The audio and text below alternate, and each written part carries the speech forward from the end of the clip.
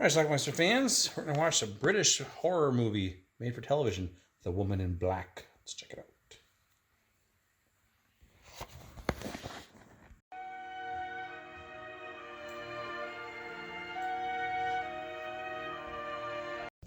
He can't help it. This is Arthur Kidd. He's an attorney. Sit down, Mr. Kidd. He's going to have a new assignment here. Do you see yourself as having a future with this practice? The year is 1925. Perhaps, ultimately. With this firm for half a century, Mr. Drablow was a China trader. He died out east many years ago, and we've looked after things ever since. Now his widow has just passed away, age 72. So this is Arthur's family. He has to tell them that he now has to go off to the funeral of Mrs. Drablow, that widow, or not the widow, and close her estate. That's business. Old Sweetman made it quite clear it's essential to my advancement. Isn't enough place, they look after you. He's on his way there now. Just staying the one night? No longer. I'm to see to the house, all Mrs. Drablow's things. Heel Marsh House. He had to travel quite a distance to get there. So he's in church at the funeral now. Not a big turnout for the old hag. And he keeps seeing this woman. Or be very sure that he would not have created it. So it is. And then suddenly, sister, she's gone. Alice But later on at the gravesite, look in the distance there. He sees her again. In the sure and certain hope of the resurrection to eternal life through our Lord Jesus Christ, we shall change the body of our low estate that it may be like. I thought she looked unwell. There she is again. She's there now. Perhaps somebody ought to go and have a word with her. No. Go away! Quick! There's an incident in town.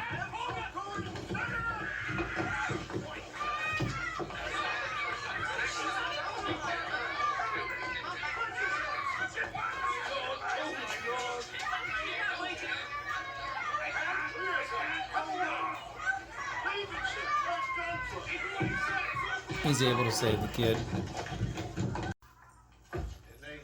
They finally arrive at the estate, where Arthur will be staying as he closes it up. On the estate, he sees the strange woman again. This time we get a closer up view of her, and she's creepy as hell. Later on, he's outside in the fog, and he hears just screams and wails and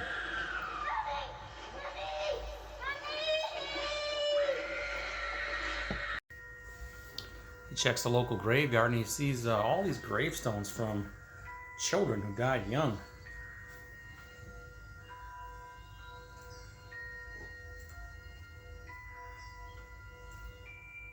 Perfectly commonplace explanation. This guy tries to explain what happened to him.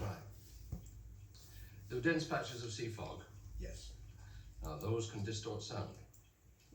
Blanket some off and let others through. Suppose what you heard was Keckwick's trap on the far end of the causeway. I'm going back To London. then to the house. You shouldn't go there. Mr. Tooby, I've been entrusted with a job and I've hardly begun it. You shouldn't go there alone. I can find no one to go with me. No. He's looking through an old trunk, finds letters and whatever else.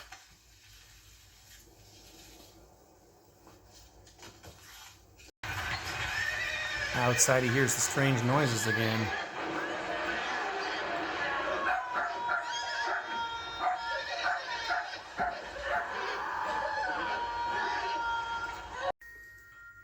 This time he's in the house.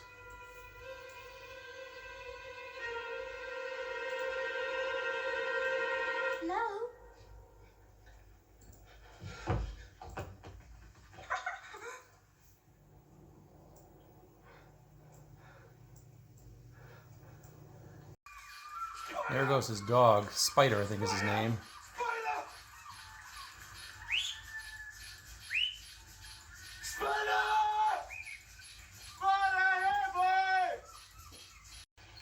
Not to worry, Spider comes back later on.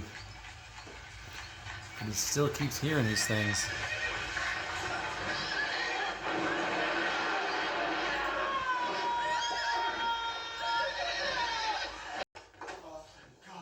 You all right? I thought you... I keep hearing it. The drowning. Steady, lad! I didn't know it was you. I brought the wagon out. The motor's too heavy for the causeway. I think I've found her. Who? The woman I saw. That's her. That's what she must have been once.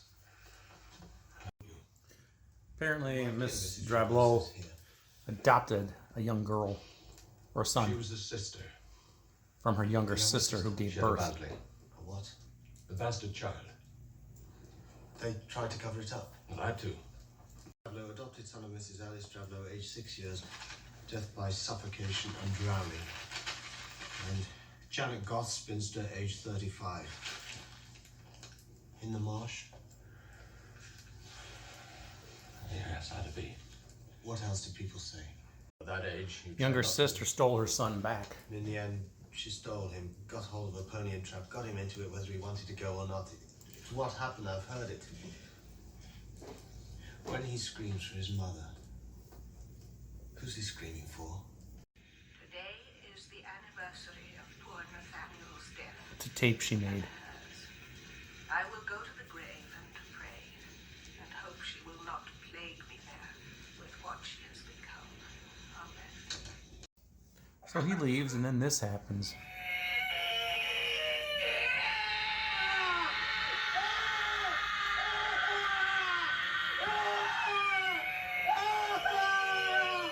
So I believe this is the ghost of the younger sister, I think. And then next thing you know, Arthur has some major fever and he's sick. Nothing to sell. But he does recover. Mr. Pepperell's lost his percentage. Now back to London.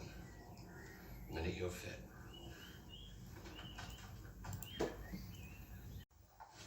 He's back in London with his wife now, and he's totally paranoid with every sound he hears.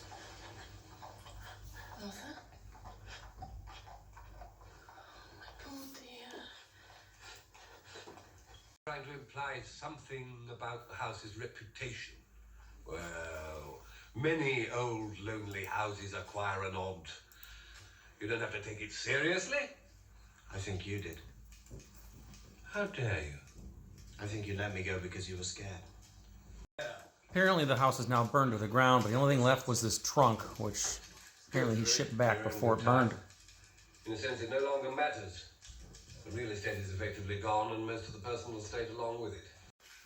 For reasons I can't quite understand, he decides to burn everything.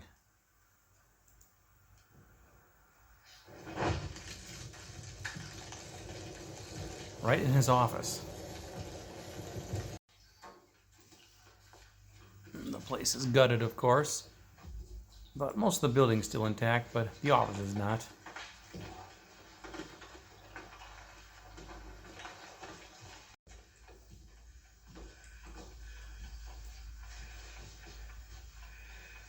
Are you mad?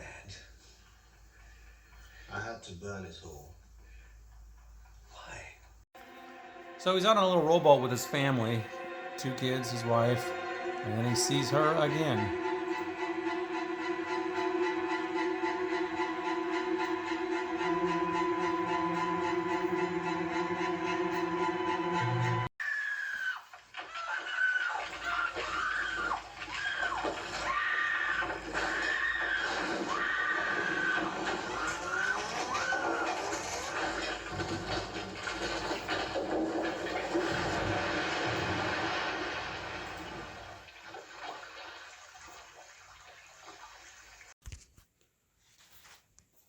All right, let's talk about The Woman in Black. This is a movie I heard about recently. There was some scuttlebutt talking about it on some various online forums I was in and such.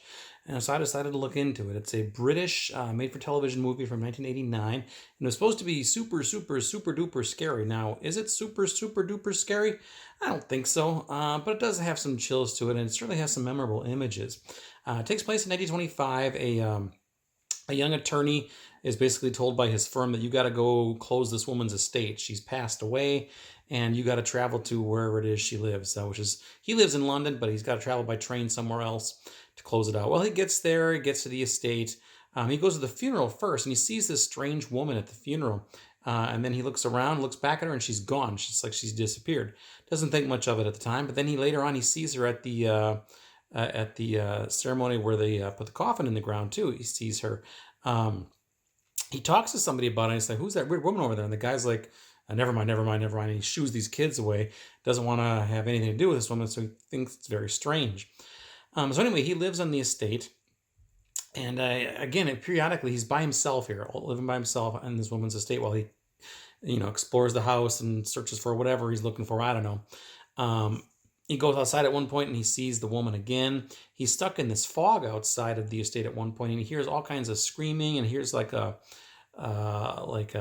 horses pulling a wagon or a buggy, and some more screaming, that sort of thing. He just has no idea what the hell what is he experiencing. He finds some old tapes. Apparently, this woman was rich and she had a tape recorder, and finds some recordings of her as well.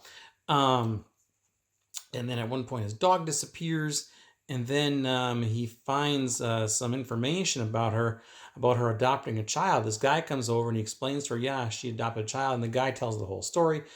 That she actually adopted the child, Nathaniel, of her sister, whose sister had a baby out of wedlock, and she adopted the child. However, apparently the sister kept wanting the child back and eventually stole the child, and then there was some sort of accident, a buggy accident, and I think that's all the sounds that he's hearing.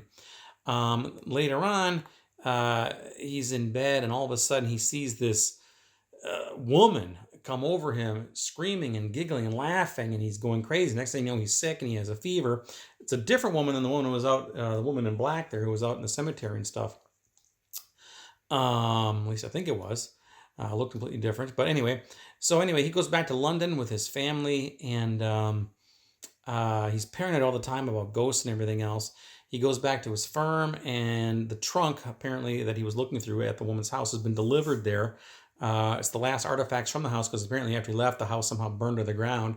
He goes crazy and burns the whole trunk and all the contents of it in his office, starts a huge fire, goes home, and then he's out on a boat, like a rowboat, with his family, and the next thing you know, he sees the woman in black again standing on the water. And then all of a sudden, this gigantic tree comes down and crushes his entire family, and they're all presumed dead, I guess. End of story. So anyway, I think the woman in black was the old Mrs. Drablow, the one who adopted the child, and the woman who hovered over his bed, screaming and giggling at him, was the younger sister, the one who actually gave birth to Nathaniel. Just a strange movie. I like the atmosphere of this movie and just the images of seeing this woman in black standing there. Very creepy, very creepy. We'll give it that. But anyway, this is a DVD. It says DVD. It has a UPC code. It seems legit by every way, shape, or means, but it actually says DVD-R on it. Now, I know there are some companies that do that. Something Weird, for example, put a lot of their stuff on DVD-R. So I don't know if this is legit or not. I think it is, but who knows? I saw it on, if you look up the UPC code, it shows up all over the place. So I think it's legit. It is available, I think, on a PAL Blu-ray as well. But both this and the PAL Blu-ray are very, very pricey. This thing is sought after. Now, I think this was also remade in 2012, starring Daniel Radcliffe from Harry Potter. So I think they made a sequel to it, too. The Woman in Black 2, a sequel to that version. So anyway, that's The Woman in Black. Curious if anybody else has seen this. And if I'm missing something with the plot, please tell me about it. Leave some comments. And let me know what you think about The Woman in Black. Watch it. Bye.